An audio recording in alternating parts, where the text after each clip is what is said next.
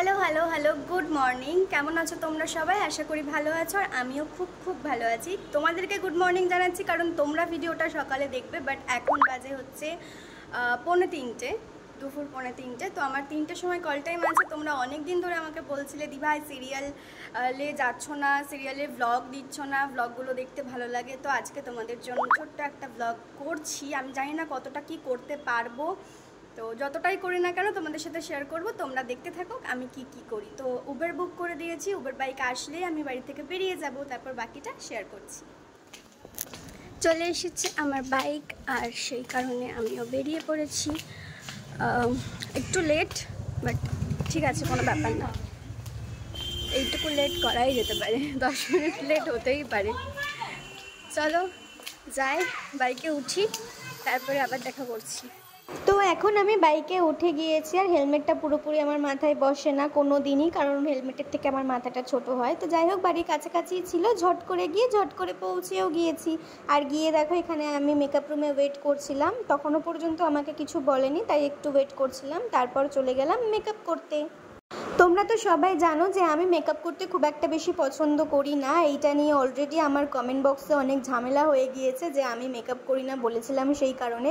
তো দেখো কখনো কখনো তো মেকআপ করতেই হয়, কোনো পার্টিতে যেতে গেলে বা আমাদের শুটিংয়ের কাজে তো মেকআপ করতেই হবে, সেই কারণেই মেকআপটা করা। কিন্তু আমার সবসময়তেই মনে হয় যেন আমাকে মেকআপ ছাড়াই বেশি ভালো লাগে, আর আমি মেকআপ ক্যারি করতে পারি না, আমার মুখ খুব ঘামে, সেই জন্যই আমি আরও মেকআপ করতে পছন্দ করি না খুব একটা।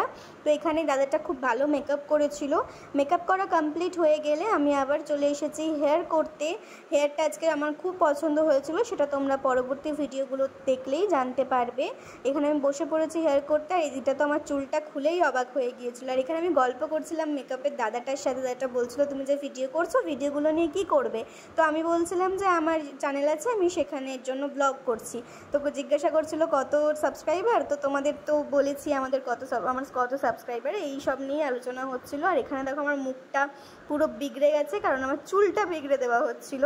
আসলে আমার সামনে অনেক বেবি হেয়ার ছিল, সেগুলো স্ট্রেট না করলে পুরোপুরি ক্লিপে আটকাতো না, সেই জন্য সামনেটা হালকা স্ট্রেট করে স্প্রে দিয়ে তারপর অনেকগুলো ক্লিপ দিয়ে আটকানো হয়েছে। আমার মুখটা এরকম বেজালি হয়ে যায় যখন আমার চুল নিয়ে কোনো ছেড়খানি হয়। তবে দিদিটা খুব ভালো ছিল, অনেকটা কম স্প্রে দিয়ে চুলটা ম্যানেজ করার চেষ্টা করেছে। আর পরে দিদিটা নিজেও বলছিল যে চুলটার ভালোভাবে যত্ন নিও, ভালোভাবে রেখো, অনেক সুন্দর চুল, কিন্তু সেটা হয় না। যাই হোক, আমি ওখানে গেলে, আমি কাজে গেলে সবসময়তেই ওরকম ওর সাথে গল্প করেই কাটাই। আর বাকি স্ক্রিপ্ট দেওয়ার পর আমি আর কারোর সাথে গল্প করি না, কারণ স্ক্রিপ্ট দেওয়ার পর স্ক্রিপ্টটা মুখস্থ করার ব্যাপার থাকে। তো এই যে এখানে হচ্ছে আমার ফাইনাল লুক, তোমরা অবশ্যই আমাকে জানিও যে কেমন লাগছে এই লুকটা। যত্ন হয় না এখানে এসে, এত স্প্রে তারপর হিট এইসবে আর চুলের যত্ন হয় না। সাজাগোজা সমস্ত কিছু কমপ্লিট, মেকআপ হেয়ার কমপ্লিট। এখন আমি বসে আছি রুমে, কিন্তু এই বসে থাকাটাই আমার বসে থাকতে ভালো লাগে না। তো দেখা যাক কি হয়।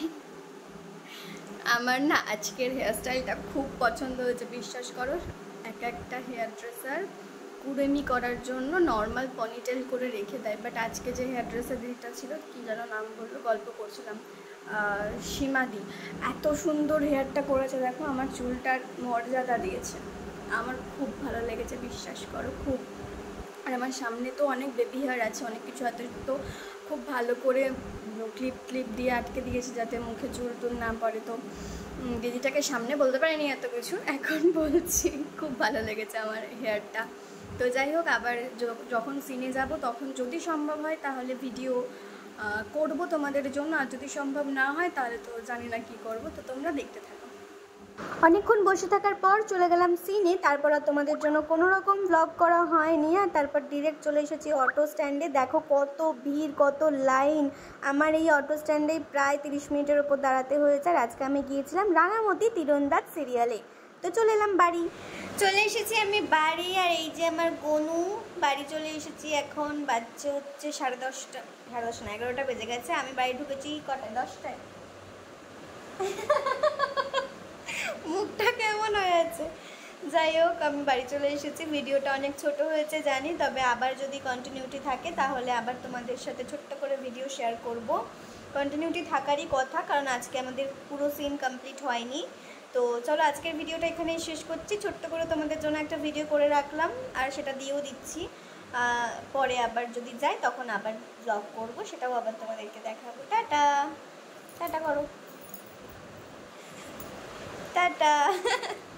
গুড নাইট বলো, গুড নাইট।